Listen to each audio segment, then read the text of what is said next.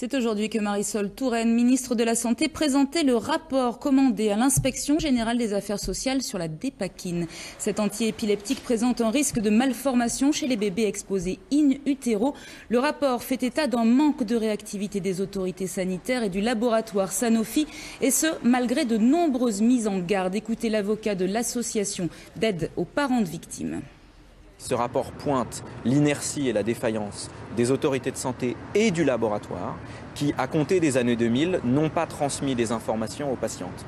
On est aujourd'hui dans un dossier où le nœud du problème, c'est l'information qui est donnée aux patientes. Toutes ces femmes qui consomment de la dépakine alors qu'elles sont enceintes, elles ont le droit de savoir, elles ont le droit de faire un choix, de choisir délibérément, d'arrêter d'en prendre, de continuer à prendre du produit, d'avoir un enfant ou de ne pas avoir un enfant. Aujourd'hui, le rapport nous dit, à compter du début des années 2000, des informations sont disponibles, elles ne sont pas transmises.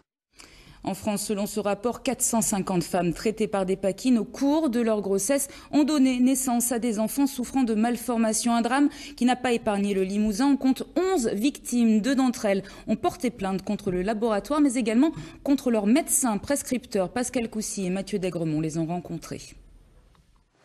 En 2005, Sandra est enceinte de Gwénolène. À l'âge de 8 ans, elle a commencé à prendre de la dépakine pour soigner un risque d'épilepsie. Depuis les années 80, des études recensent le risque de malformation des fœtus lié au valproate de sodium, la molécule de la dépakine. Personne ne m'a prévenu, donc moi je ne me suis pas inquiétée, j'ai continué à le prendre sans penser à ce qu'il pouvait y avoir derrière, quoi.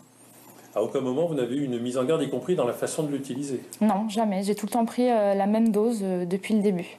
Mais après sa naissance, Gwénolène manifeste de graves retards de développement. Il faudra pourtant attendre 2014 pour qu'une expertise génétique établisse le lien avec la dépakine. Sandra n'a pas oublié la réaction de la neurologue qui lui avait prescrit le médicament pendant sa grossesse. Quand je lui ai amené la feuille, elle l'a lu, donc j'ai vu son visage un peu se décomposer. Et là, elle m'a dit ah ben c'est pas de chance.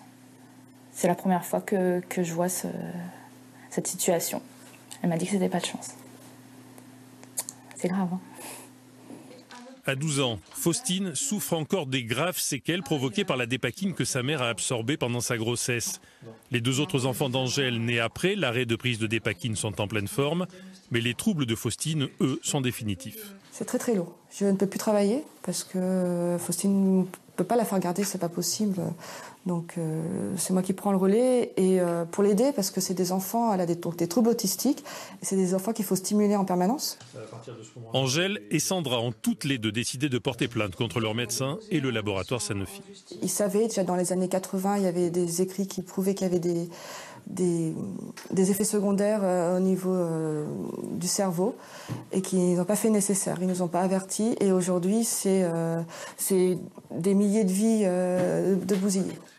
Pour l'instant, on recense 11 familles touchées par les conséquences de la dépakine en Limousin.